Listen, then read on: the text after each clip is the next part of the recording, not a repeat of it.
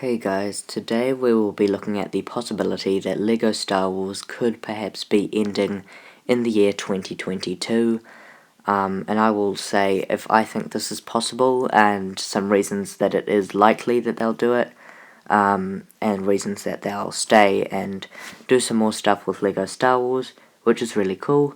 We'll start off with some background information on the LEGO Star Wars licenses. First, the LEGO Star Wars license, which started in 1999, was only intended to be until 2008, but then it was renewed until 2011, then again until 2016, and then finally again until 2022. So let's start off with some interviews that they don't directly say it, but they lean towards the fact that LEGO Star Wars will luckily stay on.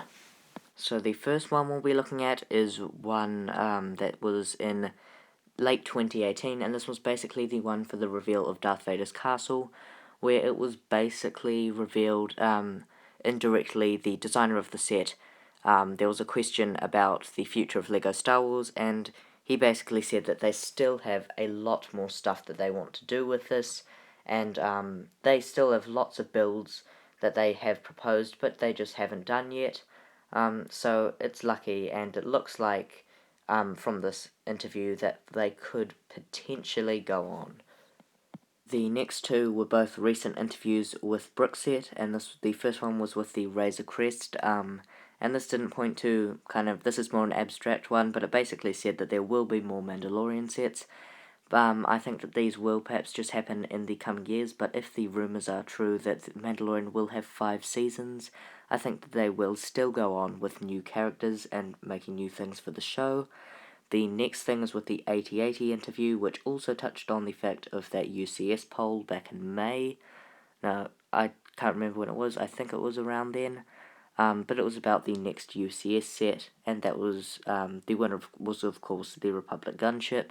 But they said the other two, which were the Rebel Medical Frigate and that TIE Bomber, that they are still up for debate, that they will probably still be UCS sets in the future, and that sort of indicates that they have limited slots to put in the UCS sets, so that says that there will be some potential more UCS sets, that will be those two, but yeah, there might be more, but we'll just see. This could also be an indicator at the cancelled sets such as the Yavin 4 base that could come up. I would really want to see this set, as well as the SPHAT cannon.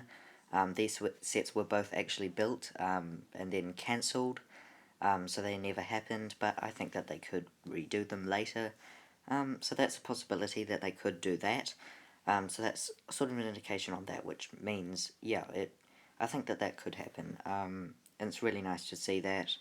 In the other interview from Brickset, which I did a video on, you can check that out, that is with the designers of the 501st Legion Clone Troopers, and one of the questions in that was quite interesting, and also sort of brings it up, and this is to do with the fact of course, the rise of that set, and M&R Productions leading all of that stuff, the social media thing where they just told LEGO to make this, and this is a question about that. I don't think this is directly indicating at what we're saying here, but it is just a sign, and this was, so the question from Brickset was, do you have any concerns that this successful campaign may inspire more disruptive campaigns for LEGO to produce certain sets in the future?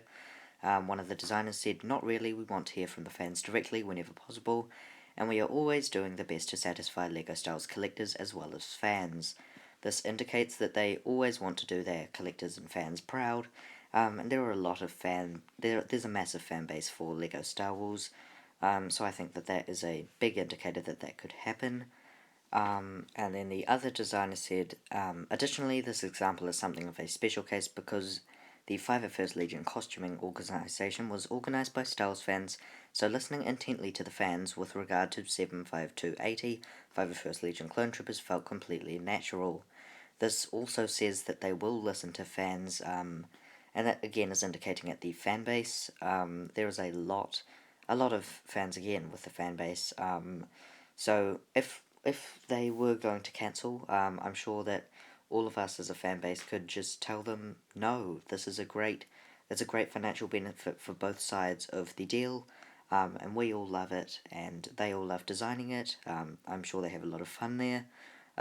So yeah, I'm sure that they'd listen to a lot of the Star Wars community if they were planning to end, and that could potentially stop them from doing so. This next part isn't really things spoken in interviews, but it is the obvious things. This is the financial structure of Lego and Star Wars' license. So yeah, basically this starts off with the sequel trilogy.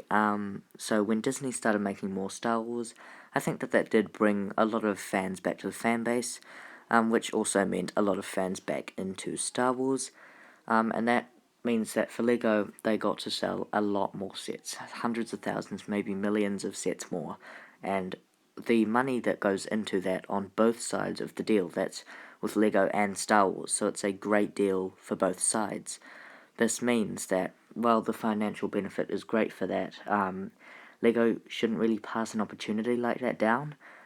So with the placing of the license in 2022, what I think this is for is Star Wars wants to keep the license. They make a lot of money off it, and that is when 2022 is the year that the next Star Wars movie will be released, hopefully by Taika Waititi, as well as some Disney Plus spin-off show projects, such as the Kenobi show, as well as that Cassian Andor show.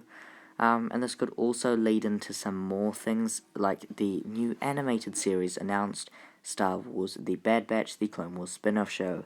There's also the rumoured Rebel sequel series, and that is just a lot of new sets coming out with that, a lot of new content for Star Wars. So I think that, yeah, it would be great. I think Lego and Star Wars will both make a lot of money off keeping this license deal together, especially with lots of new progress being released all the way up until 2027. And then, yeah, Star Wars will continue. Star Wars goes on, and that includes for this. So, yeah, I'd love to see Star Wars continue, and it's very likely. So what should you take away from this? Don't worry about it. Seriously, Lego and Star Wars both make heaps of profit and money off this. All the fans do. It's just a win-win situation for everyone, and there's really no reason that they should stop, especially coming into 2022. So I wouldn't worry about this, maybe coming up to it, but I still think it's very unlikely that will happen. The license has been extended 4 times before, so I think it's unlikely that now it won't be extended. The only other thing is that with Lego video games, after the Skywalker Saga, I'm pretty sure that there won't be another one, apart from maybe in like 2027 or something, so don't expect a new one until like then. So if you're looking at that, then yeah, I wouldn't expect that. Skywalker Saga is it, so look forward to that, I guess. The other thing, yeah, there's not really anything else, I guess. That's just probably no more video games, which is sad. But yeah, I think that'll be all for today. I hope you have enjoyed this video and have found it good, I guess. Please remember to like and subscribe if you haven't already. That'll be all, folks. Goodbye.